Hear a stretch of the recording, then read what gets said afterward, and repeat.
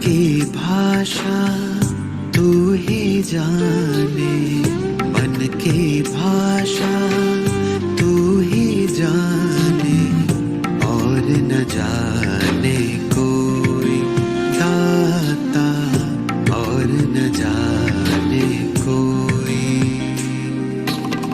मन मृग तृष्णा भटक रही थी, मन मृग तृष्णा भटक रही थी, और न जाने कोई दाता, और न जाने कोई।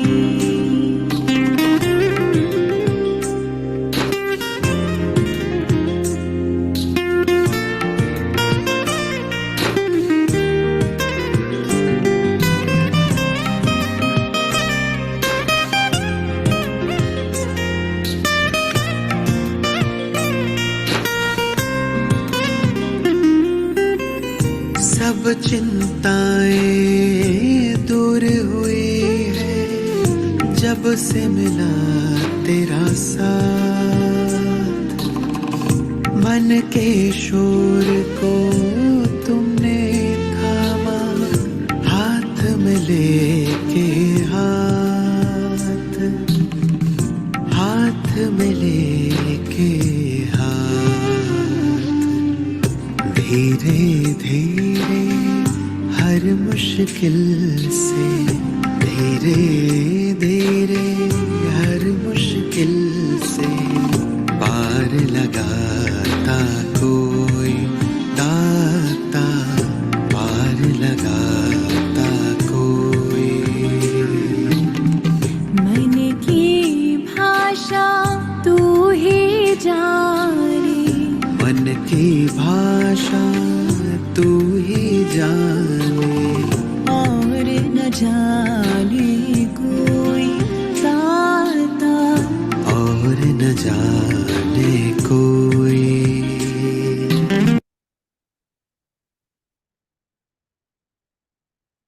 ओम शांति। श्रीमद् भगवत गीता, जो बाबा के ही उच्चारे हुए महावाक्यों का सर्वश्रेष्ठ शास्त्र है, उसमें शुरुआत और अंत इसी महामंत्र से होता है, मन मना भव मध्याजी भव। मन को हम बाबा के साथ जोड़ते हैं और मन में ही बाबा की सर्व शक्तियों को रिसीव करते हुए जीवन को परिवर्तन करते हैं। न सिर्फ स्वयं के जीवन में, लेकिन सर्व आत्माओं के जीवन और प्रकृति में भी परिवर्तन लाकर हम संसार को स्वर्ग बनाते हैं। सारा आधार मन पर है।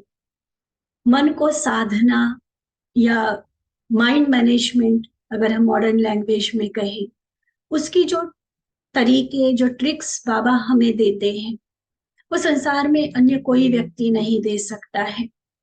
जो पॉजिटिव साइकोलॉजी, जो मन के प्रबंधन की कला बाबा ने हमें सिखाई है, अति सुंदर कला है। प्रतिदिन की मुरलियों में हमारे मन के कई प्रश्नों के उत्तर बाबा हमें देते होते हैं। चाहे वो देशवासी अर्थात भारत में रहने वाले बच्चे हैं, वह विदेशी अनेक अलग देशों में रहने वाले हैं।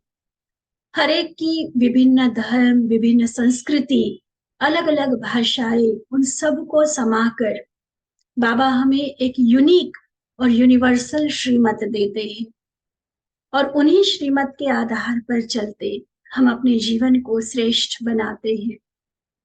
आज भी प्यारे बाबा की जो मुरली हम सुनने जा रहे हैं, 14 मार्च 1982 की, जिसमें बाबा ने पहले देश विदेश की सेवाओं के और बच्चों की स्थिति के समाचार सुनाए, फिर कुछ प्रश्न और उत्तर हुए, और इसी के साथ बाबा ने कुछ पर्सनल मुलाकात भी की है। इस मुलाकात के समय भले बाबा के सामने विदेशी बच्चे हैं, लेकिन जो रमणीक युक्तियां बाबा ने आज बताई हैं, वो हम सभी अपने जीवन में अपनाएं तो पुरुषार्थ अति सरल और इंटरेस्टिंग हो जाएगा। तो चले ध्यान से, एकाग्रता से अपने सामने बाबा को देखते हुए बाबा की उपस्थिति महसूस करते, उनकी वरदानी दृष्टि के साथ बाबा के महावाक्य सुनेंगे। 14 मार्च 1982 के बाबा के ये महावाक्य। बाबा कहते, पूछते हैं बाबा कि सदा अपने को सर्व प्राप्ति संपन्न अनुभव करते हो। सर्व प्राप्तियों की अनुभूति है। जिस आत्मा को सर्व प्राप्तियों की अनुभूति होगी, उसकी निशानी क्या दिखाई देगी? सभी प्राप्तियों से भरपूर है। जैसे हम गीत गाते, जो पाना था सो पा लिया। सब कुछ पा लिया बाबा को पाने के बाद। तो सच में अगर पाया, सारी प्राप्तियां हुई है, तो कैसे पता चलेगा? क्या निशानी होगी उसकी? बाबा बताते, वह सदा संतुष्ट होगा। उनके चेहरे पर सदा प्रसन्नता की निशानी दिखाई देगी। संतुष्टता मन का भाव, और वो जब चेहरे से प्रकट होता है तो प्रसन्नता कहलाती है।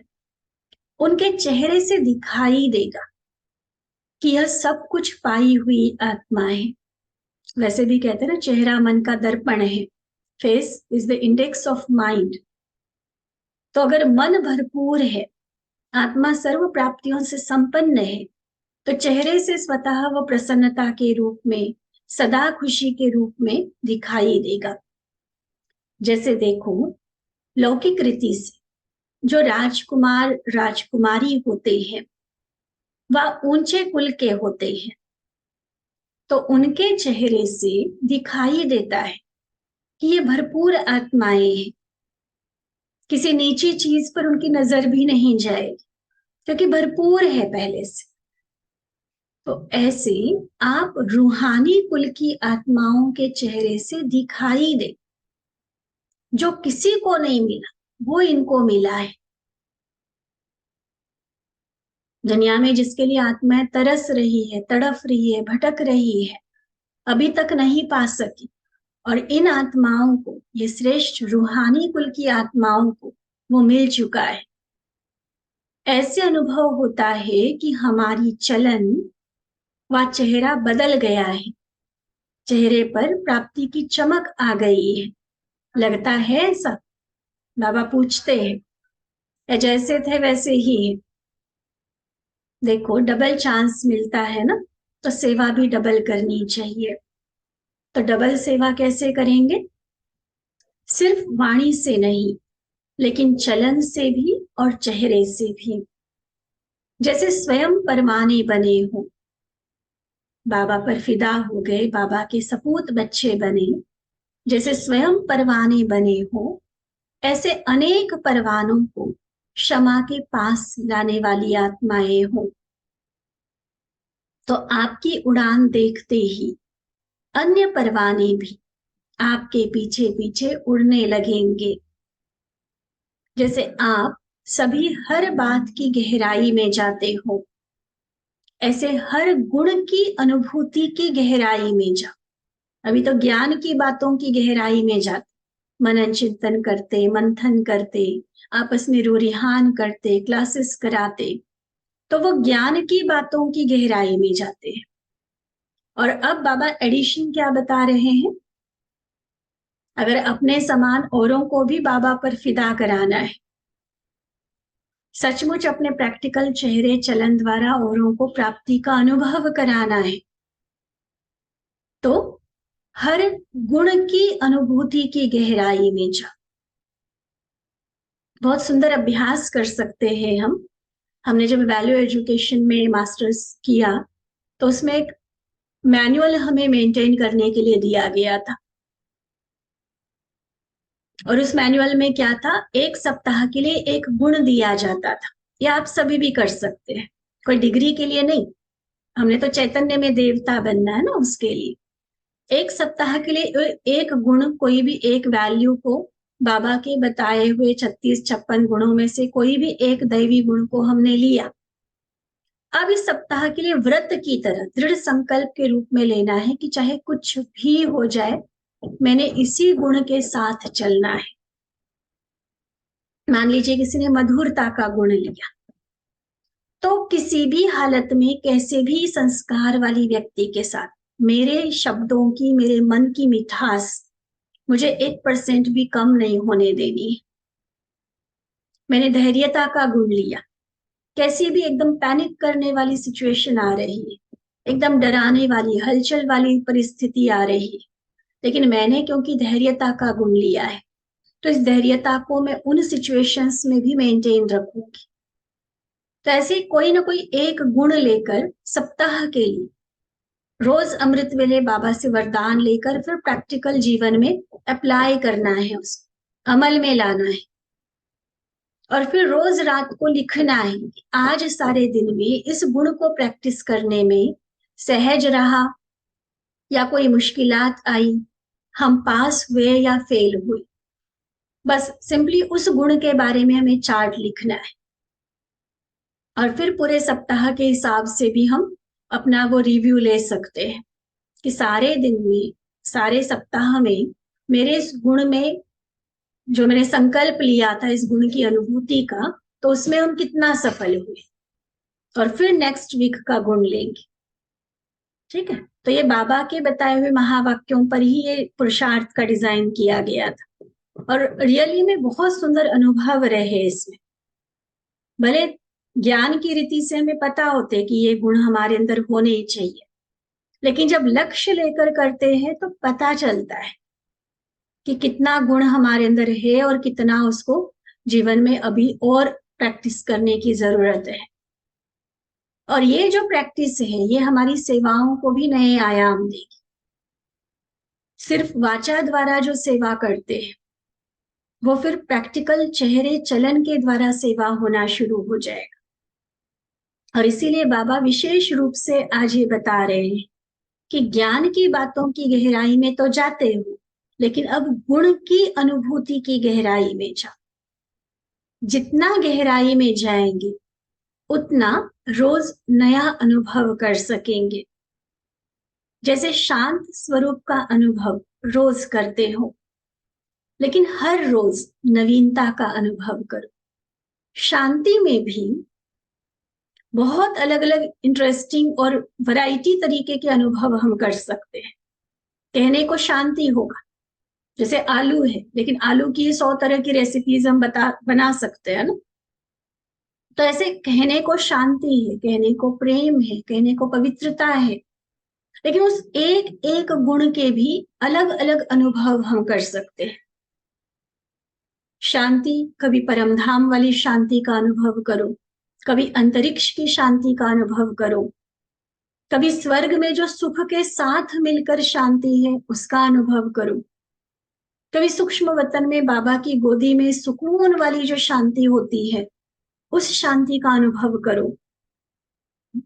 कितने अलग अलग अनुभव हो सकते हैं। देखो, कभी शांति स्तंभ के सामने सूक्ष्म रूप में पहुंच जाओ और वहां की जो एकांत वाली शांति है उसका अनुभव करो। और सेम अनुभव हम अव्यक्त लोग जो गुलजार दादी जी की स्मृति में बनाया हुआ है, वहां भी ऐसी शांति का अनुभव हम कर सकते हैं। विभिन्न अनुभव है, कहने को एक गुण है, तो वो हमारा अभ्यास इस तरह से बढ़ता जाए। हर रोज नवीनता का अनुभव, और नया अनुभव तब होगा जब एकांतवासी होंगे।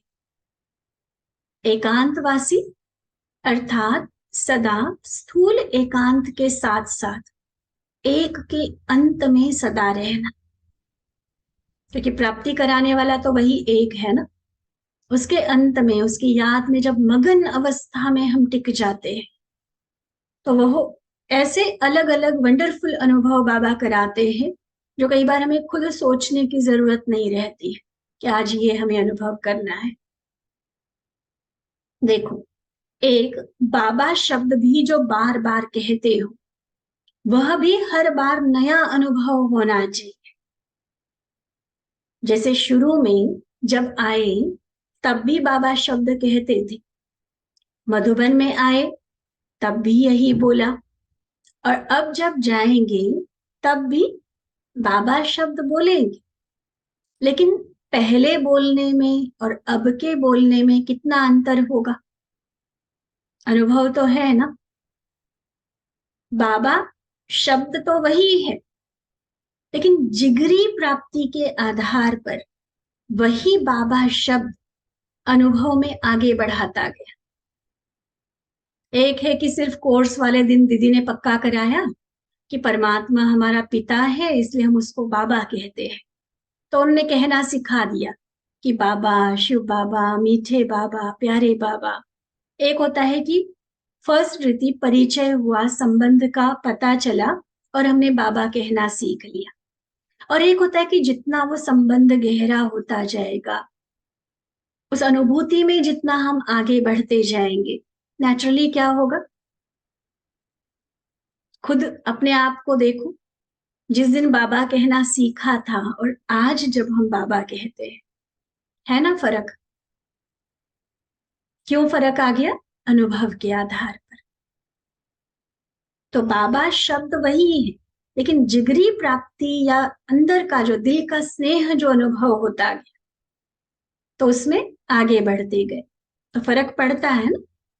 ऐसे ही सब गुणों में भी रोज नया अनुभव करो।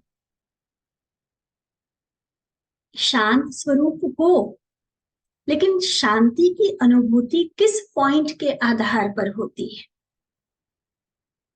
जैसे देखो, मैं आत्मा परम धाम निवासी हूं, इससे भी शांति की अनुभूति होती है। मैं आत्मा सतयुग में सुख शांति स्वरूप होंगी, उसका अनुभव तो अलग होगा ना।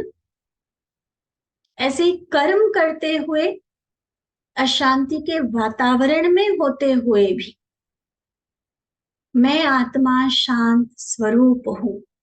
चारों ओर क्रोध की अग्नि जल रही है, मन को हलचल में लाने वाली, टेंशन दिलाने वाली, चिंता पैदा करने वाली सिचुएशंस है, और ऐसी परिस्थिति में मैंने अभ्यास किया, मेरा स्वधर्म शांति है, मैं हूं ही शांत स्वरूप आत्मा।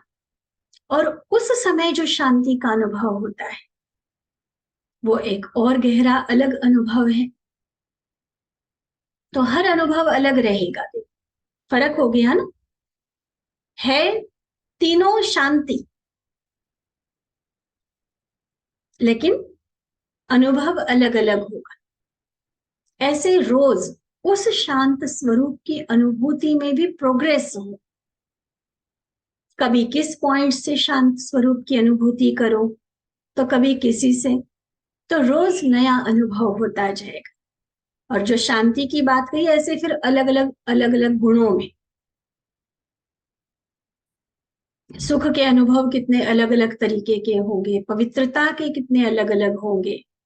ये तो अभी बेसिक गुणों की बात चल रही, और दैवी गुणों की लिस्ट सामने रखो, और फिर उसमें हर गुण को, एक एक गुण को लेना, यही अपने आप में नवीनता है। फिर एक गुण को भी 3-4 तरीके से, 10 तरीके से अलग अलग अनुभव करना, उसमें और नवीनता भरती जाएगी। रोज नया अनुभव होगा, और सदा इसी में बिजी रहेंगे कि नया नया मिले। नहीं तो क्या होता है कि आ गया बाबा माइंड एक्सपर्ट फिर से। क्यों वैरायटी तरीका सिखा रहे बाबा? बहुत अच्छे से मन की रग बाबा जानते हैं, मन की भाषा, मन की गहराई बाबा जानते हैं। क्या होता है बच्चों के साथ? अगर चलते चलते वही याद की विधि, वही मुरली सुनने और सुनाने की विधि, फिर वही बात कहां न कहां कॉमन अनुभव होने लगती है। इसलिए फिर उमंग भी जैसे सदा रहता है, वैसे ही रहता है, आगे नहीं बढ़ता। और इसके रिजल्ट में कहीं ना कहीं अलबेलापन भी आ जाता है। ये तो मुझे आता ही है, यह तो हम जानते ही है, तो उड़ती कला के बजाय ठहरती कला हो जाती है। इसलिए स्वयं तथा जिन आत्माओं के लिए निमित्त बनते हो, उन्हें सदा नवीनता का अनुभव कराने के लिए यह विधि जरूर चाहिए। समझा? क्लियर हुई बाबा की बात? क्या करना है? सेम डर्रे पर चलेंगे ना, सेम पैटर्न के साथ चलेंगे तो कहीं ना कहीं बोर हो जाएंगे। जैसे मैंने अभी अभी एग्जांपल दिया था आलू का। अगर एक तरीके से ही एक ही टेस्ट वाली आलू की सब्जी रोज खाने को मिलेगी, चाहे फेवरेट है आलू, आलू है या अन्य कोई सब्जी या मिठाई है, पसंद है इसलिए हम रोज तो नहीं खा सकते ना, तीनों टाइम चारों टाइम और रोज सप्ताह 10 महीना भर तक वही खिलाओ किसी को, क्या होगा देखो। और वही अलग अलग तरीके से अलग अलग रेसिपी के साथ खिलाओ तो उसके देखो क्या होगा। तो ये मन की साइकोलॉजी है, मनोविज्ञान है ये, कि वैरायटी आत्मा को पसंद है और सेम चीज से हम बोर हो जाते हैं। फिर उसमें जब नवीनता नहीं रहती, इंटरेस्ट नहीं रहता, फिर धीरे धीरे अलबेले हो जाते हैं कि हाँ हमें पता है बाबा ने क्या कहना है, बाबा ने क्या बताना है, हमें पता है, ये वाली बात हो जाती है। इसलिए बाबा ये बात हमें समझा रहे हैं।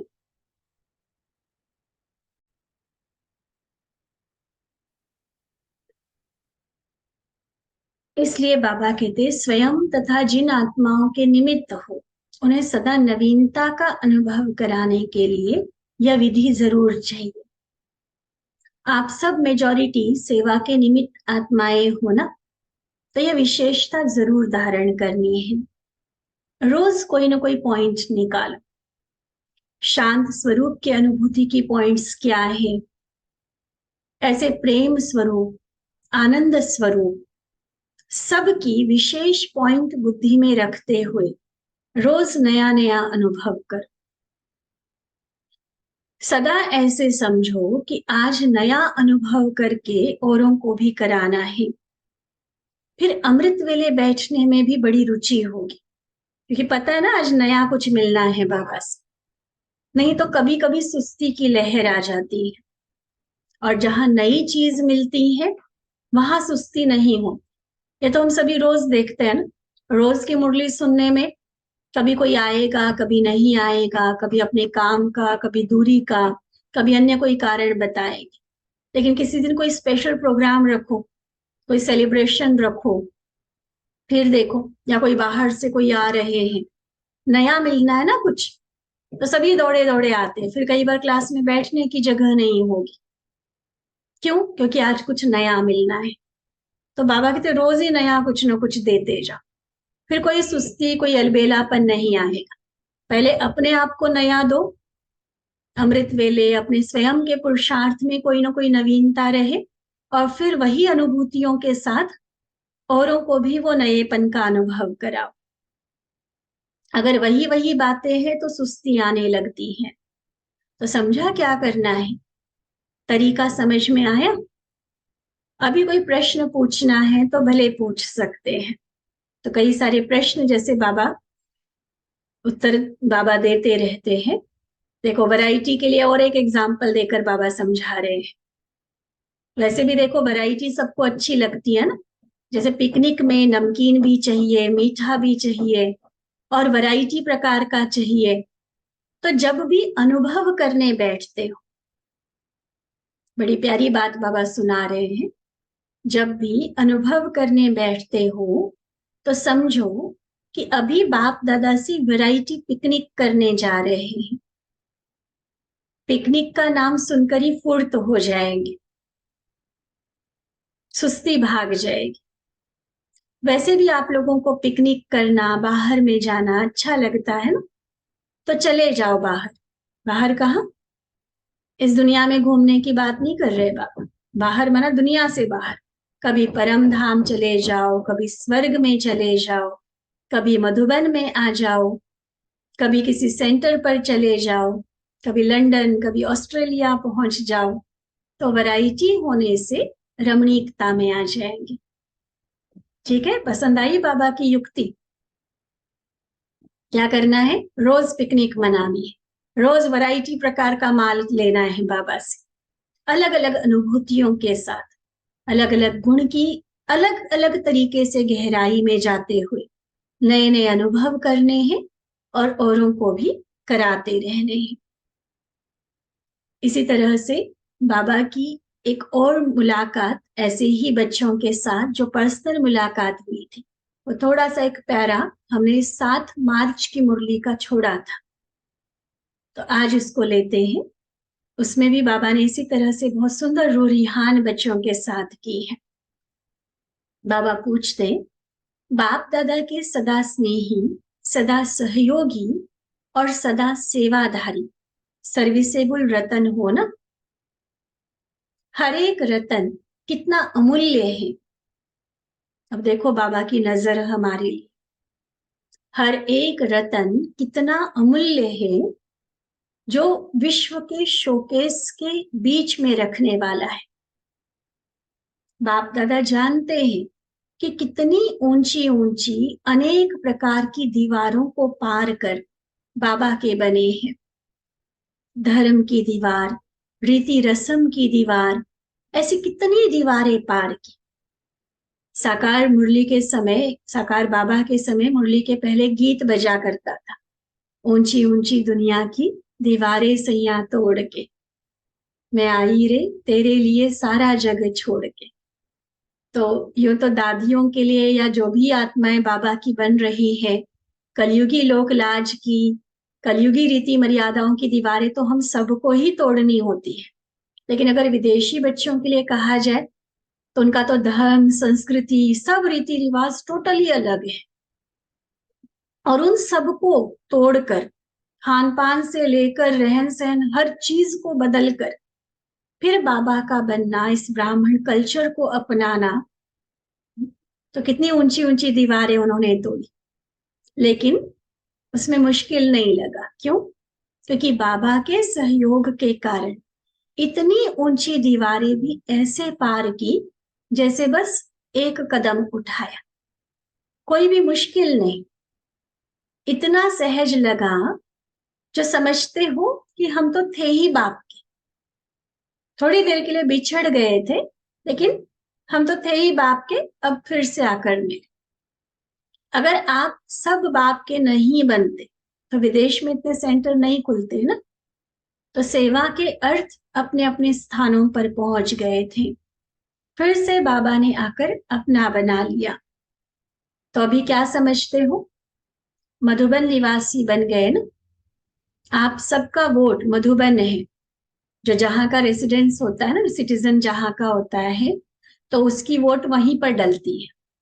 तो बाबा क्या कहते हैं, आपका मधुबन परमानेंट एड्रेस है। ऐसे समझते हो ना कि हम मधुबन निवासी हैं और अभी जहां रहते हैं वो सिर्फ वहां सेवा के लिए गए हुए हैं। जैसे भारतवासी बच्चे और जगह गए, ऐसे आप भी गए। हर एक बच्चे का भिन्न भिन्न सर्विस का पार्ट है। अपनी हमजिन्स को जगाने के लिए कितना सहज सेवा के निमित्त बन गए।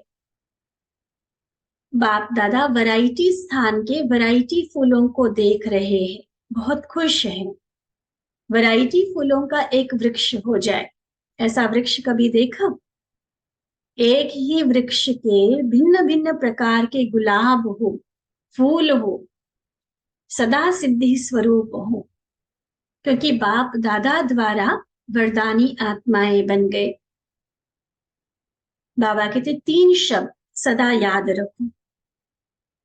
पहले भी बाबा की मुरली में ये सुने हैं, लेकिन फिर से बाबा से वरदान के रूप में ये तीनों शब्द हम सुनेंगे। नोट भी करें। 3 शब्द। एक, सदा बैलेंस रखना है।